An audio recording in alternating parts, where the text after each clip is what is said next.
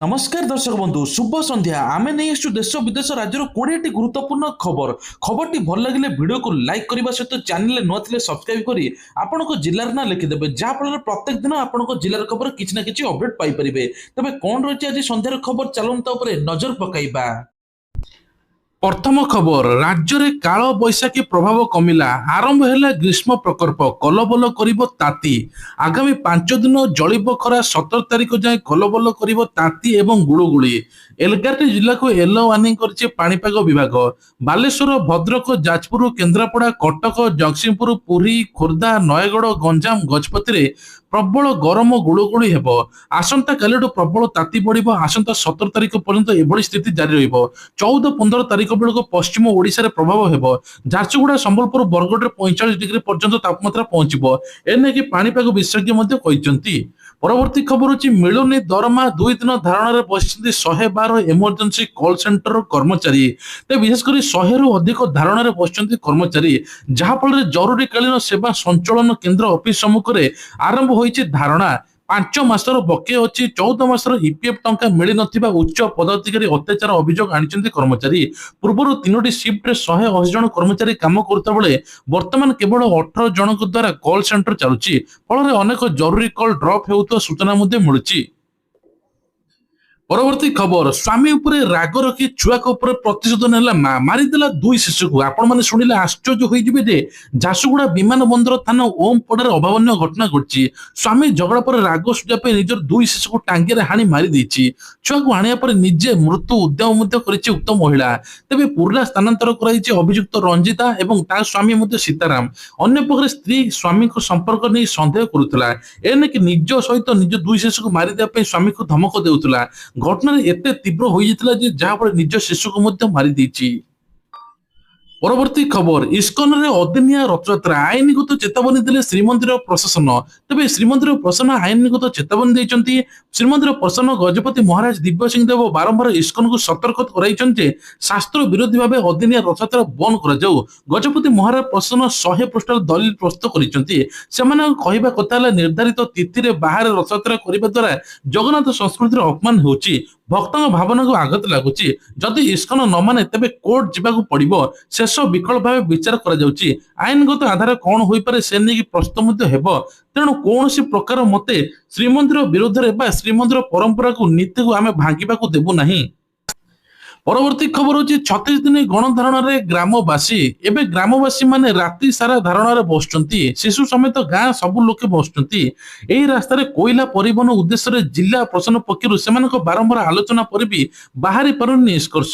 तेबे गतकाली राति व्यापक फोर्स सहायतार जिला कोयला बोझे ट्रक एक रास्तार पार करने प्रस्तुत करुता बेले ए जोने फेल करछन्ती गाँ लोके। ग्रामवासी अटक करके निष्पत्ति आगे मुंड नुआइछन्ती प्रशासन। किछि दिन तले देशी मदभाटी भांगी दाबी रे आंदोलन करथिले ग्रामवासी। तेबे कह वर्षा सारा राति धारण बसते आंदोलनकारी। परवर्ती खबर भुवनेश्वर पहुंचला 5 केजी गैस सिलिंडर एणिकी प्रति पेट्रोल पंप रे मिलिबो 5 केजी गैस सिलिंडर। विभिन्न इंडियन ऑयल टांकी इंडियन गैस पक्षर 5 केजी गैस सिलिंडर मिलिबो एणिकी छात्र जो माने श्रमिक अछंती जो माने पाइनांती सेमान को मिलिबो बिना प्रमाण पत्र मिलिबो प्री बुकिंग आवश्यकता नहीं। या छड़ा सिलिंडर मध्य एक नियम अछि सिलिंडर सिक्योरिटी बाबद को 800 टंका प्लस जीएसटी रहिछि। या व्यतीत केते रिफिल पड़िबो से ने कि जणा पड़िबो। तबे ताहा प्रकृत दाम एबे जणा पड़ी नै हेले गैस लोके पाई पर नथले मध्य 5 केजी गैस सिलिंडर पाइबे। एहार डिमांड को नै कि एबे प्रति पेट्रोल पंप सबुआडे मध्य गैस सिलिंडर मिलबो। परवर्ती खबर एक बड़ दुख खबर चाली गले आशा भोसले।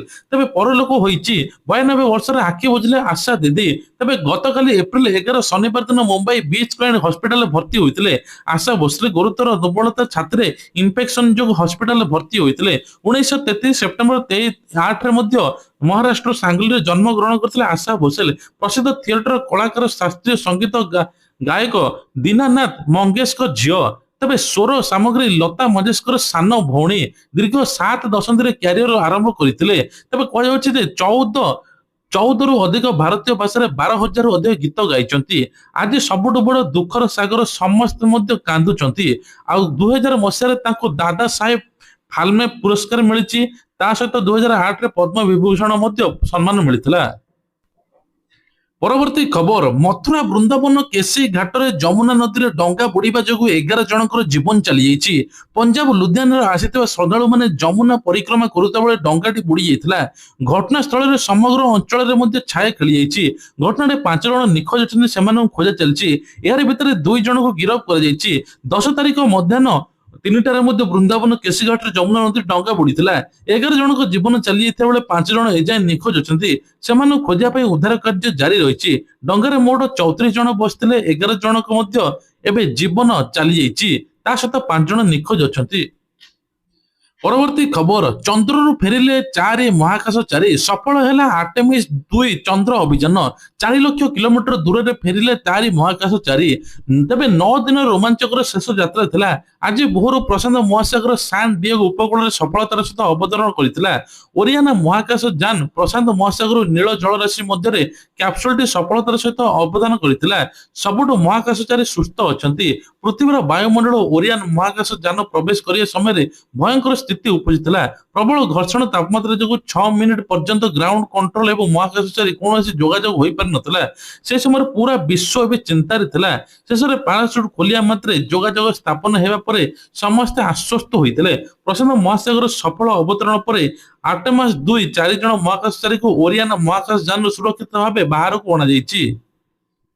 ପରବର୍ତ୍ତୀ ଖବର ହେଉଛି ସୁନାକୁ ନେଇକି ବଡ ଅପଡେଟ୍। ଗହଣା କିଣିବା ପୂର୍ବରୁ ନଜର ପକାନ୍ତୁ କେଉଁ ସହରରେ କେତେ ରହିଛି ସୁନା ଦର। ତେବେ ଆପଣ ଯଦି ସୁନା କିଣିବା ପାଇଁ ଚାହୁଁଛନ୍ତି ପ୍ରଥମେ ଜାଣି ରଖନ୍ତୁ ଆଜି ଭାରତୀୟ ବଜାରରେ ସୁନାର ଦର 24 କ୍ୟାରେଟ ମୂଲ୍ୟ 1,52,840, 22 କ୍ୟାରେଟର ମୂଲ୍ୟ 1,40,100 ଟଙ୍କା। ସେହିଭଳି ଭୁବନେଶ୍ୱରରେ ମଧ୍ୟ ସମାନ ଦର ରହିଛି। ଏପଟେ ରୂପା କିଲୋ 2,60,000 ମଧ୍ୟ ପହଞ୍ଚିଛି। ଯଦି ଆପଣ ସୁନାର ସୁଧାର ଯାଞ୍ଚ କରିବା ପାଇଁ ଚାହୁଁଛନ୍ତି ତେବେ ଆପଣ BIS କେୟାର ଆପ୍କୁ ଯାଞ୍ଚ କରିପାରିବେ। ସେଠାରେ ସୁନାର ଲାଇସେନ୍ସ ନମ୍ବର, ହଲମାର୍କ ନମ୍ବର ପଞ୍ଜୀକରଣ ଥିଲେ ଆପଣମାନେ ତୁରନ୍ତ ଚେକ୍ କରିପାରିବେ।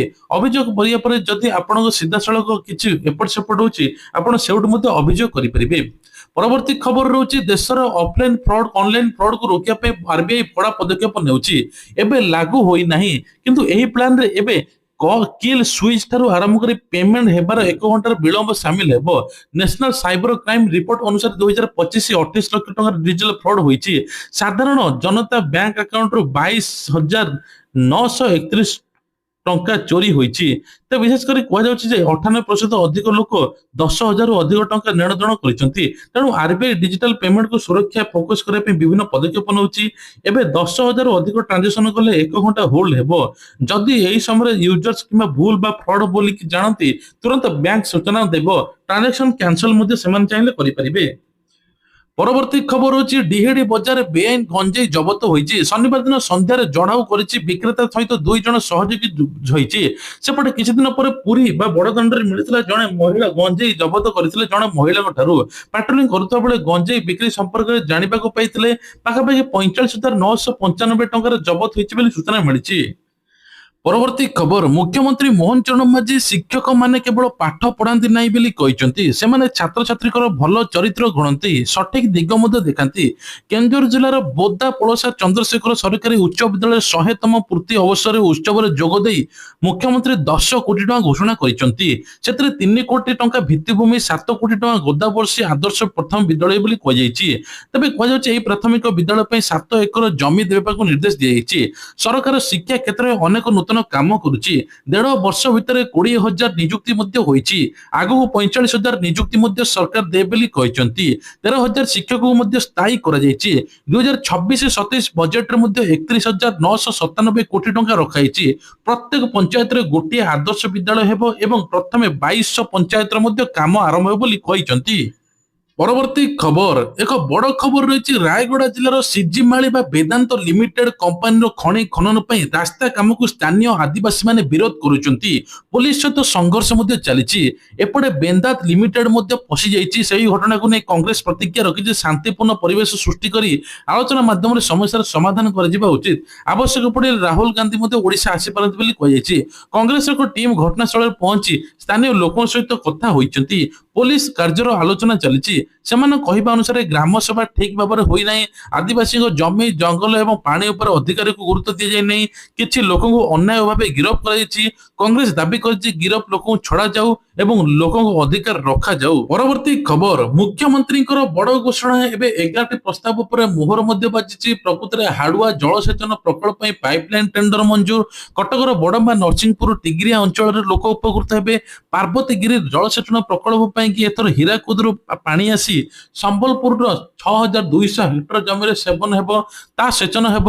ତା ସହିତ 3400 କୋଟି ଟଙ୍କାର ଅଟଳ ବସଷ୍ଟାଣ୍ଡ ଯୋଜନା ହେବ। ରାଜ୍ୟରେ 318ଟି ବସଷ୍ଟାଣ୍ଡ ଉନ୍ନତ କରାଯିବ।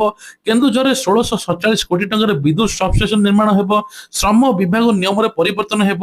ଏଏଲଓ ଏବଂ ଆରଏଲଆଇ ଅଧିକାରୀ ମାନେ ବିଭାଗୀୟ ପରୀକ୍ଷାରୁ ଛାଡ଼ ପାଇବେ ବୋଲି ମୁଖ୍ୟମନ୍ତ୍ରୀ ମୋହନ ଚରଣ ମାଝୀ ଘୋଷଣା କରିଛନ୍ତି।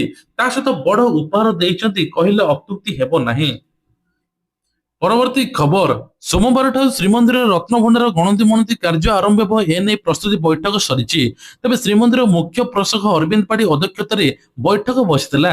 ରତ୍ନଭଣ୍ଡାର ଗଣତି ଟିମର ସଦସ୍ୟ ମଧ୍ୟ ଉପସ୍ଥିତ ଥିଲେ। ରତ୍ନଭଣ୍ଡାର ଗଣତି ମଣତି ସମୟରେ ସାଧାରଣ ଲୋକେ ମଧ୍ୟ ଦର୍ଶନ ପାଇବେ। ରତ୍ନଭଣ୍ଡାର ଚାବି ଅଣାଯାଇ ପୁରୀ ଜିଲ୍ଲାପାଳ ତଥା ମାଜିଷ୍ଟ୍ରେଟଙ୍କ ଉପସ୍ଥିତିରେ ରତ୍ନଭଣ୍ଡାର ଖୋଲାଯିବ। ଗଣତି ମଣତି ଶେଷ ପରେ ପ୍ରତ୍ୟେକ ଦିନ ରତ୍ନଭଣ୍ଡାର ସମ୍ପୂର୍ଣ୍ଣ ସିଲ୍ କରାଯାଇ ଚାବି ଜିଲ୍ଲା ଟ୍ରେଜେରୀକୁ ରଖାଯିବ। ରତ୍ନ ଅଳଙ୍କାର ବିଶେଷଜ୍ଞ ଏବଂ ତା ସହିତ ମଧ୍ୟ ଆରବିଆଇ ଅଧିକାରୀ ଉପସ୍ଥିତ ରହି ପ୍ରତ୍ୟେକ ରତ୍ନ ଅଳଙ୍କାର ଗଣତି ମଣତି କରିବା ସହିତ ରତ୍ନ ଅଳଙ୍କାର ଓଜନ କେଉଁ ପ୍ରକାର ମୋତି ମାଣିକ୍ୟ ରହିଛି ତାହା ଚିହ୍ନଟ ମଧ୍ୟ କରିବେ। ତା ସହିତ ସବୁ ରତ୍ନ ଅଳଙ୍କାର ମଧ୍ୟ 3D ସ୍କାନିଂ କରାଯାଇ ଡିଜିଟାଲ ଫଟୋଗ୍ରାଫି ମଧ୍ୟ କରାଯିବ। ପରବର୍ତ୍ତୀ ଖବର ହଉଛି 21ରେ ଆସିବେ ରାଷ୍ଟ୍ରପତି ଦ୍ରୌପଦୀ ମୁର୍ମୁ। ଏହି ଅବସ୍ଥାରେ ସାର୍ବଜନୀନ ଭିତ୍ତିଭୂମି ପ୍ରକଳ୍ପର କରିବେ ଉଦ୍ଘାଟନ। ଏହା ସହିତ ବିଭିନ୍ନ କାର୍ଯ୍ୟକ୍ରମରେ ଯୋଗ ଦେବେ ରାଷ୍ଟ୍ରପତି ଦ୍ରୌପଦୀ ମୁର୍ମୁ। ତେବେ ଏପ୍ରିଲ 21 ତାରିଖର ମଙ୍ଗଳବାର ଦିନ 11:10 ରାଉରକେଲା ବିମାନ ବନ୍ଦରରେ ପହଞ୍ଚିବେ। ଏହାପରେ ବିଭିନ୍ନ କାର୍ଯ୍ୟକ୍ରମରେ ଯୋଗ ଦେବେ।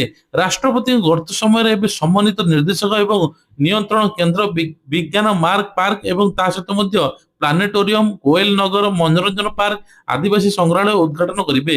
ସେହିଦିନ ଅପରାହ୍ନ 4:05 ଦ୍ରୌପଦୀ ମୁର୍ମୁ ଦିଲ୍ଲୀ ଫେରିଯିବେ ବୋଲି କୁହାଯାଉଛି। ପରବର୍ତ୍ତୀ ଖବର, ସିସିଟିଭି ନଜରରେ ରଖାଯିବ ରଥ ଖୋଳା। ଆସନ୍ତା 20 ତାରିଖରେ ଅକ୍ଷୟ ତୃତୀୟା। ଏହି ଦିନଠାରୁ ରଥ ନିର୍ମାଣ ପ୍ରକ୍ରିୟା ଜୋରଦାର ହେବ। ଏଥିନିମନ୍ତେ ଶ୍ରୀମନ୍ଦିର ନିକଟରେ ରଥଖୋଳା ଶିବିର ନିର୍ମାଣ ହୋଇଛି। ଛାଇରେ ବସି ବିଶ୍ୱକର୍ମା, ମହାରଣା ଏବଂ ରୂପକାର ଅନ୍ୟ ସେବାୟତ ରଥ କାମ କରିବେ। ଚଳିତ ବର୍ଷ ରଥଖୋଳା ନିମନ୍ତେ ପ୍ରଶାସନ ପକ୍ଷରୁ ତତ୍ପରତା ଦେଖାଯାଇଛି।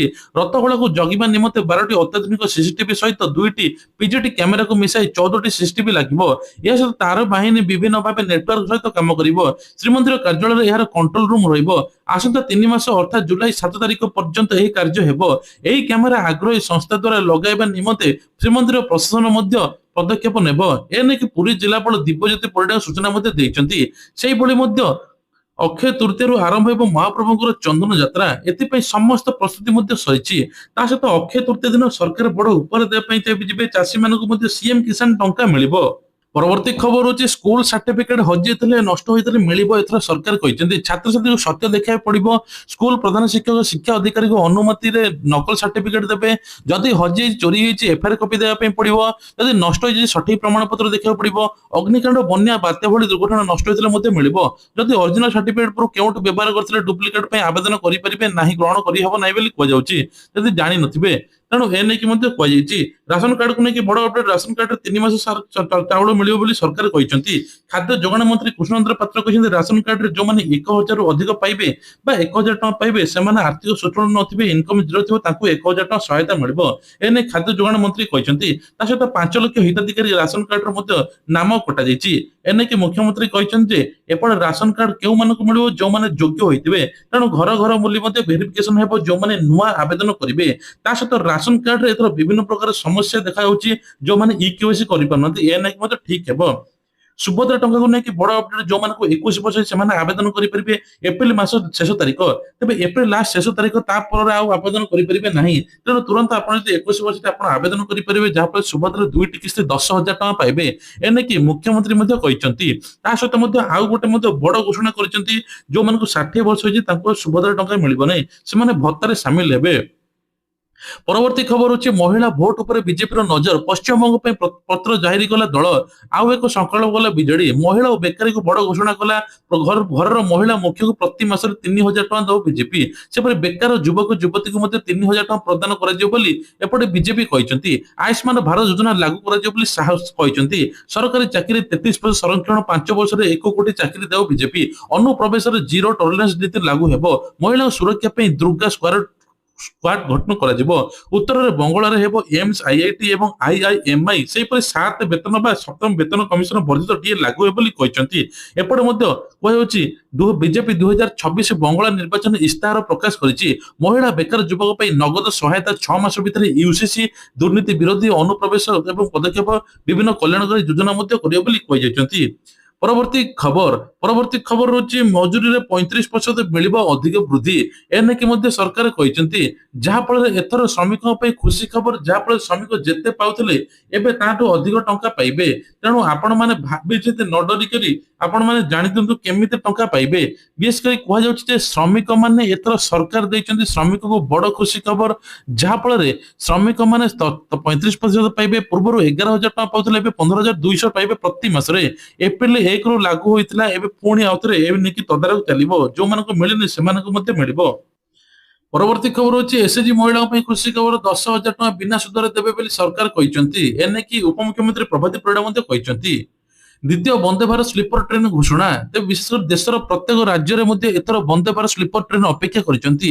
ପ୍ରଥମ ବନ୍ଦେ ଭାରତ ସ୍ଲିପର ହାୱଡା ଗୋଆ ରୁଟରେ ଚାଲିଥିଲା। ଦ୍ୱିତୀୟ ବନ୍ଦେ ଭାରତ ଭାରତ ଦିଲ୍ଲୀ ପାଟନା ଏବଂ ହାୱଡା ରୁଟରେ ଚାଲିବ ବୋଲି କଳ୍ପନା ଜଳ୍ପନା ଚାଲିଛି। ତେବେ ରେଳମନ୍ତ୍ରୀ ଅଶ୍ୱିନୀ ବୈଷ୍ଣବ ଏହି କଳ୍ପନା ଜଳ୍ପନାର ଅନ୍ତ ମଧ୍ୟ ଘଟାଇଛନ୍ତି। ପରବର୍ତ୍ତୀ ଖବର, ବିଶେଷ କରି ବଲିଉଡର ଗାୟିକା ବା ଲତା ମଙ୍ଗେଶକର ସାନ ଭଉଣୀ ଆଶା ଭୋସଲେଙ୍କ 92 ବର୍ଷର ଦେହାନ୍ତ ହୋଇଛି ବୋଲି ଆପଣମାନେ ଜାଣିଥିବେ।